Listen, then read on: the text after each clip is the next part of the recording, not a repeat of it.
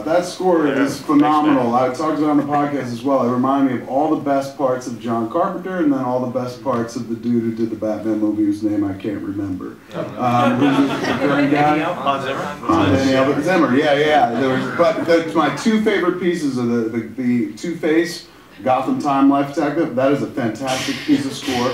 Oh, it's fantastic. Yes. I do that in the bathroom all the time. And then the Tunnel of Love sequence, which the music kicks in at the wide shot and then takes it all the way to the cracking of the neck. It's fantastic. That was a lot of Jay's idea. It's beautiful. It ramps up. It be a love story. This weird, kind of love story. Yeah, when it was funny because Chris and I met before we met Music Spotting with Bruce, and I just wanted to just show him the animatic because he was so super jazzed about part 2 that I was like, you have to watch the animatic because I want you thinking about this song. So when it came to the Joker theme, because I'm all about that, what's it called again? Leitmotif? Oh yeah. I'm a big fan of that, right? And I know nothing about music. Because music to me, I'm just like a Neanderthal. I know nothing, just pots and pans banging. But I told him like, well, I wanted a theme for Joker where it's like a twisted love song, and when they're in the tunnel of love, my only note was what I want to do is when Batman cracks his neck, I want it to go quiet, and then slowly bring the music up, almost like it's his heartbeat. And then how did you winding down? Yeah, it's just kind of like an ostinato, kind of like almost like a music box. It just switches to piano, just slows down and then kind of fades away when he cracks. Cool. Yeah.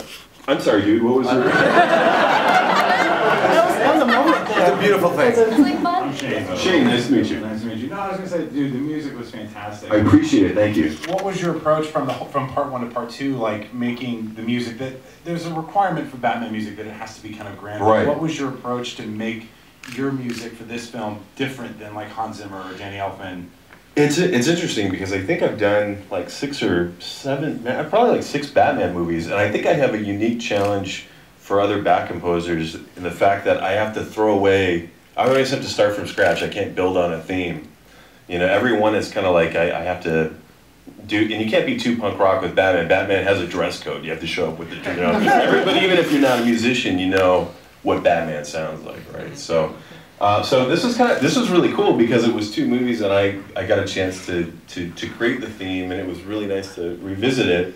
And the idea from the beginning was, as Bruce was saying, Jay wanted to ground it in 1986. And in the first movie, Reagan's not in it. There's nothing, no signifier that it's 80. So it's like Vangelis, John Carpenter. When I was a kid, I used to have a crappy tape recorder. I'd record this UHF channel of Escape from New York every night at the end credits and play it.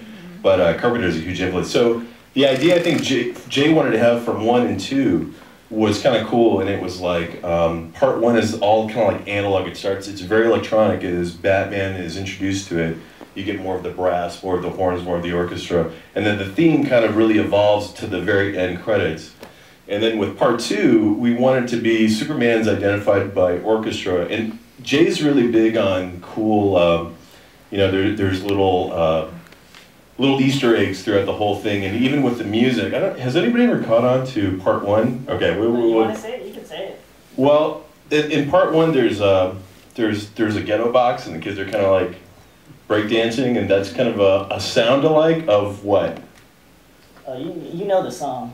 There's a band called the Sleazy Boys, and they had a song called the RoboCop.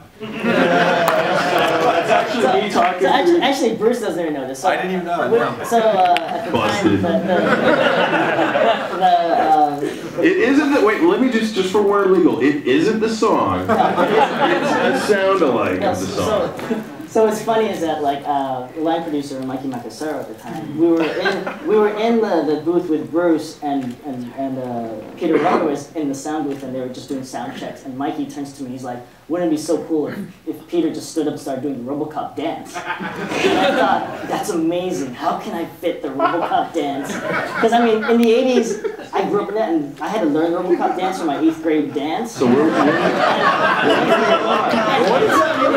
it was surreal that, again, Peter Weller, he's RoboCop doing Dark Knight Returns, and so I thought, well, you know what? There's a scene where Bruce Wayne is walking by these kind of punks who end up trying to rob him later, and I thought, this is where I think we should do the dance. So we actually sent overseas the footage of a guy doing the RoboCop from YouTube and the anime.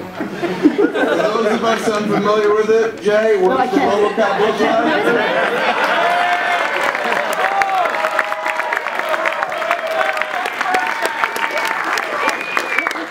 This is gonna haunt me until I'm like 80 years old. On my grave. Fantastic, I'll retweet it on Twitter. On my grave, I'm doing the RoboCop tonight. No. Sorry. From your chair dancing acceptable, No, I man. can't. You're a real prick, Jay.